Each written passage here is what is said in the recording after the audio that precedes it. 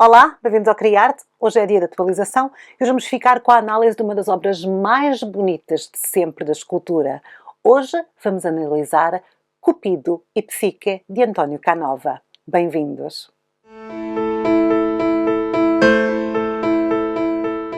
Olá, bem-vindos ao Criarte. O meu nome é Sara. Hoje é dia de atualização no nosso canal e hoje vamos ficar com a análise de uma das obras mais bonitas da escultura, uma das obras mais conhecidas de António Canova, que é um dos maiores escultores de sempre, o maior do período do neoclassicismo, e vamos analisar a obra com muito detalhe. Hoje vamos falar desta obra. Esta é Cupido e Psique, também conhecida como Psique reanimada por um beijo, uma obra de António Canova realizada em 1793. A obra foi iniciada em 1787 e foi terminada em 1793. O Canova, quando realizou esta encomenda, era já um dos pintores mais famosos de sempre e era, obviamente, considerado o maior pintor vivo. Então as encomendas vinham-lhe de toda a parte do mundo. Esta foi feita por um coronel inglês, o Sr. Coronel John Campbell, mais conhecido como Lord Lodore. E ele queria esta obra para o seu palácio em Bério, que ficava em Nápoles. No entanto, por alguma razão que não sabemos muito bem, a obra acabou por passar para as mãos de um marchand de arte. É verdade, Canova já era muito conhecida, então os colecionadores e os compradores de arte estavam sempre à procura de uma obra sua. E esta então foi parar às mãos do maior marchand de arte da Europa da altura, o holandês Henry Hope. Ela foi comprada por ele em 1800 e em 1801 foi vendida ao francês Joaquim Murat. Quando a obra chega a Paris, é colocada então no salão da casa do novo dono e quem é que se apaixona logo pela obra? O Napoleão Bonaparte, que depois vem a ter um grande contrato, um grande contacto também com o António Canova. Então a obra está em Paris. É uma obra que não chamou só a atenção ao Napoleão, ela chama a atenção até aos dias de hoje. É uma obra de mármore branco com 1,55 m de altura e 1,68 m de comprimento, que hoje está no Louvre, é lá que pode ser admirada. Vamos olhar para a obra agora com muita atenção. Estamos aqui a ver representadas duas figuras mitológicas. Ele é o Cupido, ela é a Psique. Estes seguem a descrição física do escritor Apoleio. Segundo ele, Psique era uma princesa, filha do rei da Ásia e a mais nova de 3 irmãs.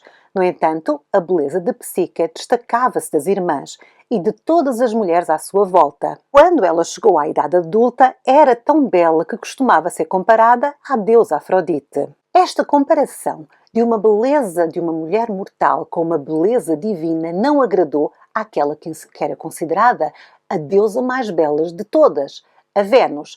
E a Vênus, cheia de ciúmes por achar que os humanos gostavam mais daquela beleza do que da dela, coisa que ela não queria de maneira nenhuma aceitar, mandou o seu filho, o belo Cupido, disfarçar-se de criatura monstruosa e de matar a Psique.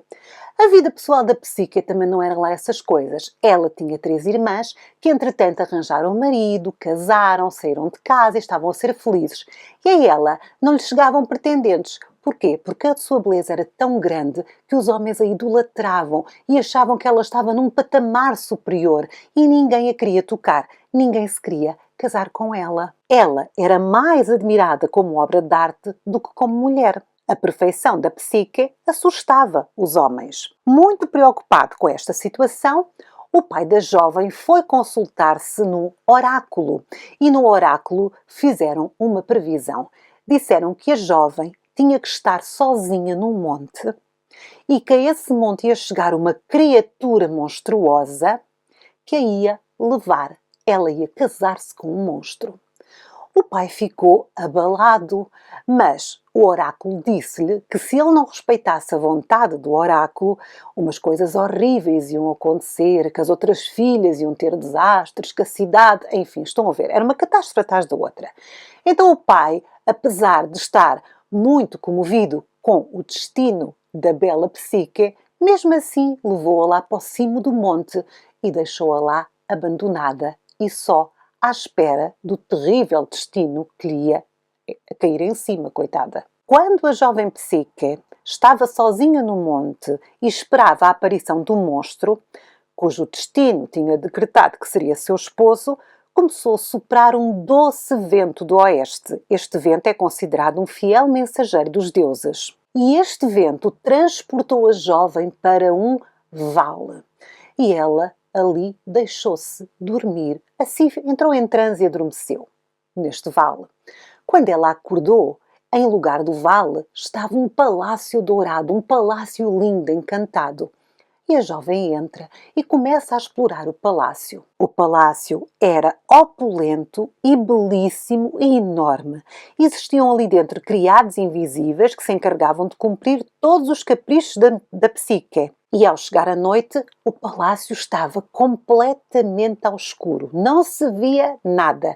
E a Psique começou a sentir uma presença. Era a presença do seu marido, da criatura monstruosa. Apesar dela sentir que ele estava perto, ela não o conseguia ver, mas começou a tocá-lo, à espera de encontrar deformidades. Mas não, o que ela encontrava eram formas proporcionais. Mas ela não conseguia ver, mas sentiu-se segura e acabou por se entregar ao seu marido. Aos primeiros raios da manhã, quando ela desperta, ele já não está lá. Isto começa a acontecer com frequência. Portanto, durante o dia, ela vivia no luxo e na riqueza, onde criados lhe aplacavam todas as vontades, e à noite, quando ela não conseguia ver nada, chegava ao seu marido para passar a noite com ela e depois desaparecia tal como tinha aparecido. Claro que Psique vivia cheia de curiosidade para ver o rosto do seu esposo. Ao passar do tempo, e apesar de gostar muito do seu palácio, Psique começou a ter muitas saudades da sua família. Ela sentia muita falta do seu pai e sentia muita falta das suas irmãs e começou-se a queixar ao marido que estava só. O marido queria realizar-lhe todos os sonhos, queria que ela fosse feliz, então combinou com ela, levava-a a visitar as irmãs e depois voltava a ir buscá-la, com uma condição. A Psique nunca podia tentar ver o seu rosto. Quando chegou à terra das suas irmãs e da sua família, todas as pessoas ficaram muito impressionadas. Quer dizer, isto era uma jovem que tinha ido casar com um monstro e ela volta ainda mais bela, ainda mais radiante e a contar maravilhas das riquezas onde vivia, dos criados, dos palácios. O que é que acontece? As irmãs de quem ela tanto gostava e que tinha tantas saudades acabaram por ficar assim com uma dor de cotovelo, invejinha. E quando ela contou às irmãs que não o podia ver, o que é que as irmãs fizeram logo? Ai, não! Convenceram-na que ela tinha que olhar para o rosto do marido e ofereceram-lhe uma lamparina para ela acender durante a noite e assim poder ver o seu marido. De volta ao seu palácio, Psique tentou várias vezes convencer o seu esposo a mostrar-lhe o rosto, a mostrar a sua aparência, mas ele advertia-a sempre que se lhe mostrasse o rosto, uma tragédia ia seguir-se, infortúnia, ruína, e que até as irmãs que ela tanto amavam a iam desprezar ainda mais. Mas a Psique não aguentou. Não aguentou e uma noite, quando ela sentiu que o seu marido estava a dormir, acendeu a lamparina e olhou para o rosto dele. Cupido é filho do Marte, o deus da guerra, e de Vênus, a deusa do amor e da beleza. Ele era assim, a beleza reencarnada, a perfeição. Quando ela viu o rosto e o corpo do marido, aquela beleza tão grande, ela ficou em choque e começou a tremer. E o que é que acontece a uma vela quando treme? Era uma lamparina, tinha azeite a ferver e aquilo foi tudo para cima da cara do marido, que acordou sobressaltado, com medo, percebeu o que estava a acontecer e desapareceu. Cupido foi-se embora para o mundo etéreo dos deuses, refugiou-se na casa da mãe. Ele era incapaz de voltar e castigá-la, e então decidiu que a ausência seria o castigo de Psique. E de repente, Psique vê-se transportada para aquele monte onde o pai a tinha deixado. Não havia vale, não havia vento, não havia palácio e não havia esposo. Ela percebeu logo a asneira que fez. Então o que é que ela pensou? Agora vou procurá-lo. Vou dizer-lhe que gosto dele, mesmo ele não sendo uma criatura monstruosa. Isto os deuses pensam de maneira diferente. E ela começou a percorrer o mundo à procura do seu esposo. No entanto, em casa da deusa Vênus. A deusa Vênus percebeu que o filho tinha a cara toda amassada, estava todo queimado, e começou a tentar fazer com que ele contasse quem lhe tinha feito, e ele acabou por confessar que tinha sido, então, a Psique. A Vênus fica com umas fúrias. Como é que ela se atreve? Primeiro até achava que ela já estava era morta, não é? E ainda por cima foi fazer mal ao seu filho querido. E a deusa Vênus decide então impor 3 tarefas que a Psique tem que realizar. São tarefas que à partida são impossíveis, mas a Psique queria provar ao seu marido que o amava, não só porque ele era belo e rico, mas que o amava muito e que tinha muitas saudades dele, e começa então a realizar as tarefas que a sogra despejou em cima. Tomada de amor e de esperança a reencontrar o seu amor, a Psique corajosamente vai cumprindo todas as privações, até que uma prova manda ela ir ao inferno. E no inferno tem que trazer um cântaro, que era uma prenda da Proserpina para Vênus. Mas a Proserpina disse que ela estava proibida de abrir o cântaro. Ora, todos nós sabemos que todas as desgraças da Psique são o resultado da sua curiosidade. E claro que, mais uma vez, ela não resistiu e abriu o cântaro. Lá dentro estava contida toda a beleza do mundo e ela ficou em choque e depois adormeceu para um coma eterno. Ela nunca mais vai acordar. O pobre do Cupido estava sempre a tentar ajudar a Psique e compreendeu que esta o amava realmente e ficou desesperado vendo a sua amada cair num sono mortal. Então o Zeus teve piedade do casal e perdoou a Psique. Ele convidou-a a beber no néctar junto com os deuses e tornou-a imortal. E depois os jovens foram autorizados a casar, como deve ser, lá no Olimpo, com grande pompa, circunstância e festa. E esta é a história dos personagens que estão retratados nesta obra. Aqui temos o Cupido e aqui temos a Psique. O mito do Cupido e da Psique é dos mais conhecidos da mitologia greco-romana, pois considera-se ser a mais bela imagem do sentimento do amor, que se inicia com leveza e após duras provas alcança o sublime. Para se amar alguém por completo, o dia e a noite, tem que existir equilíbrio entre a atração física e a atração espiritual. E não devemos esquecer que é a mente que constrói os nossos padrões estéticos. Segundo Platão, o amor é uma forma de elevação e de purificação da alma. Ele considera o amor físico o primeiro momento, mas o momento transcendente acontece quando se chega à contemplação espiritual, quando os amantes unem as almas e o intelecto. A elevação da alma leva-nos ao amor eterno, ao amor platónico.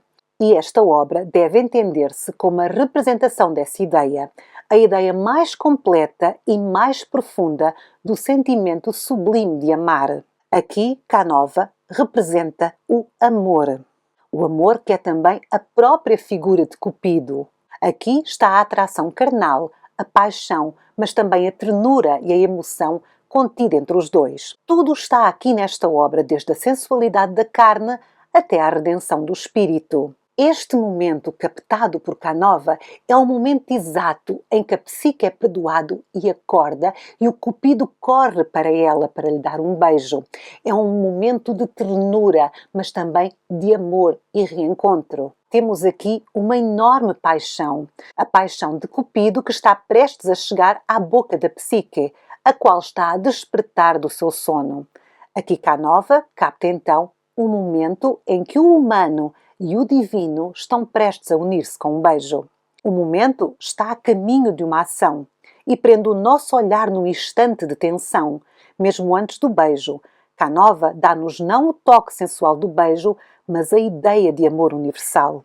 E entre o grande número de obras de Canova, esta é talvez aquela que ele nos apresenta uma composição mais complexa. É uma composição complexa, surpreendente e emocionante. Apesar de ser um exemplo do neoclassicismo, a obra tem óbvias influências do rococó na sua sensualidade e influências também do barroco na sua complexidade compositiva e no seu sentido de movimento. Como inspiração, Canova usou uma pintura que foi encontrada na cidade de Herculano, que estava a ser escavada nesta altura, que se chama O Fauno e uma Bacante. É uma inspiração clássica que Canova depois combina com as influências do movimento que vinham do barroco, e esta junção resulta num equilíbrio quase perfeito. Temos, por um lado, o rigor classicista dos corpos, os rostos dos personagens, e depois temos as posições expressivas. Cupido inclina-se para o beijo, Psique encontra-se sob a cama e levanta o rosto e braços para o seu amado para envolvê-lo. Por um lado temos um Cupido com as asas abertas, por outro lado temos as pernas da Psique que fazem uma linha, alongam o movimento, atuam como linhas de fuga para abrir a composição. Desta forma, as linhas convergentes das asas e das pernas formam um X. E é neste X que nós concentramos toda a nossa atenção, todo o nosso olhar. O corpo de Psique é o prolongamento desta estrutura, sendo que os braços e pernas formam uma diagonal prolongada. O centro da obra, aquele para onde o nosso olhar converge, corresponde aos lábios dos personagens. Assim, o posicionamento dos braços acentua a paixão e o erotismo da cena. Cupido rodeia o corpo de Psique com o braço esquerdo e a sua mão repousa sobre o peito dela. Com o braço direito segura com ternura a cabeça da sua amada. Por sua vez, a Psique envolve a cabeça de Cupido. Isto forma um círculo que enquadra a ação central, que é o beijo. Este círculo chama a atenção para os rostos. As ações das mãos reforçam o caráter apaixonado e erótico da cena. Os dois corpos estão num instante em que a paixão se transforma em contacto e exprime amor, ternura e desejo. Este movimento dos dois jovens faz um enorme contraste, quer com o material frio, que é o mármore, quer com as luzes e as sombras da luz envolvente.